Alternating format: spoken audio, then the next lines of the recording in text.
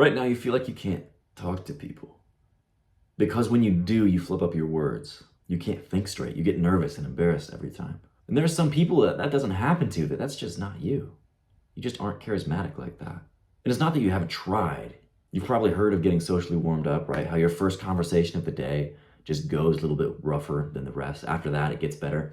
But even with that, even after the first conversation of the day's out of the way, you still feel nervous. You still feel like you're on edge when you're in conversation. Like you can't just open up and be yourself. I'm going to tell you right now that that's not true. It's not that you aren't a charismatic person or that you don't have the potential to be, because you do. You can become the guy the conversation comes effortlessly to. The guy who leads friend groups, who's naturally attractive to women and people in general. They just want to hang around you. You feel magnetic. Becoming this magnetic person is within your reach. And it's not some thing that you're born with, like everyone tells you. Social skills are skills. And because you have struggled with them, you are going to be one of the people who consciously thinks about it, who consciously thinks, this is how I'm going to level up my social skills. And you're going to do way better than anyone who's never had to think about it, who it's just naturally came to, because they don't think this is how I need to improve on that last social situation. But you have that mindset. That's how you think right now. That's why you clicked on this video. So it's not because of natural charisma, right? So what is it? It's because you just aren't socially calibrated right now. This is why it feels so tough every time you try and have a conversation. So social calibration, in Luke words, is it's the degree to which you feel 100% natural, 100% just in the flow of conversation. You aren't thinking. There are no thoughts in your mind. You're just being you. You're completely present, just listening and responding. I first noticed this flow after hanging out with Ian, right? So whenever I go and see Ian, he lives hours away from me, right? We don't live in the same town.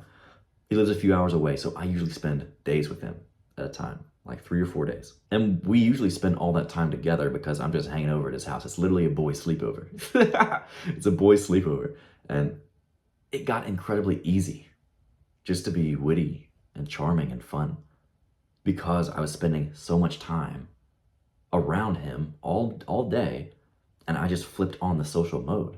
It was never turned off. And I could literally feel a load of pressure off of me. Like my anxiety just dropped because I'm just in this social state now. I just am social. And it didn't matter if it was Ian or if it was someone new. No matter who it was, I was just being me. I was just being Luke, and it worked out. I wasn't people pleasing. I was no longer worried about saying the right shit. I was just 100% me, and people loved that. They can tell when I'm being so authentic, and that's naturally so attractive. If I didn't want to do something or go somewhere, I'd say so.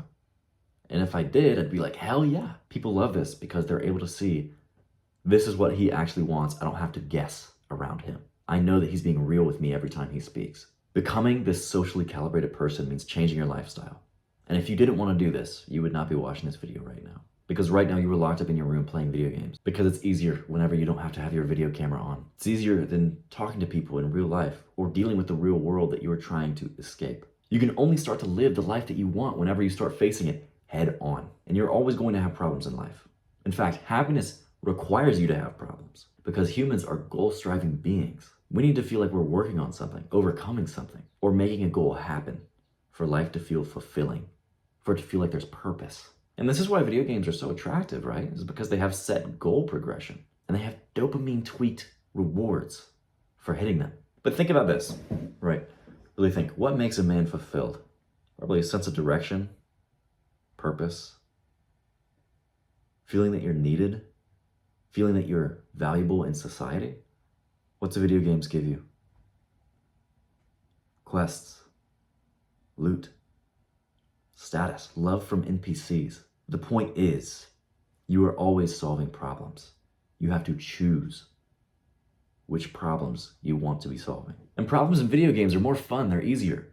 They don't require you to face harsh truths about yourself, like it's hard for you to talk to people, or that you don't feel proud of the person that you are.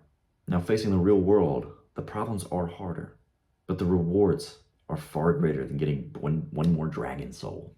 You admit that you feel like shit, and then you can start fixing it. But you can't dwell on it, right? If you're thinking, oh my God, I go to work all day, and then all I have time to do is come home and play video games, my life sucks. Look at the facts. Disregard your own opinion about it, because your own opinion is just going to cause you to be more self-pitying, right? and that's not going to help you get out of it. Right now, look at the facts. Fact is, I play video games 5 hours a day. Okay. Another fact, I dislike my job. Okay. My opinion is that this all sucks and life sucks because of this. Disregard it. Don't focus on it. Think, what can I do about it? You could play games an hour less and go to bed a little bit earlier so you don't wake up sleep deprived. You could either find ways to like your job or you could change jobs. Because most things are changeable. Your social skills are merely just the culmination of all of the habits and social situations that you have whenever you go in on autopilot, right? When you're on autopilot, it's the things that you say, the places you go in conversation. That's all social skills is. The biggest thing you can do is to be around people often. Not only is this going to help you figure out what social habits work and which don't, but it's also going to help you to start to become socially calibrated.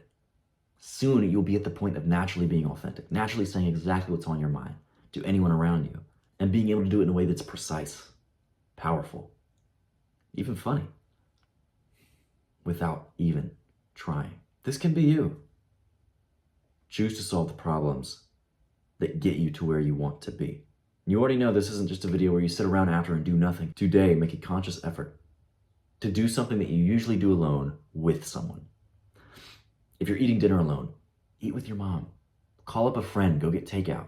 Go to a coffee shop, do your work next to a buddy. Even play video games, but do it in the same room as someone else. Surround yourself with people, and life will become so much more fulfilling. And you aren't just filling that hole in your life with short-term dopamine fixes from saving the Jarl of Whiterun, but in a lasting way. Because when you surround yourself with people, you're going to start to realize, in a very real way, that you are needed. You are loved and you are valuable.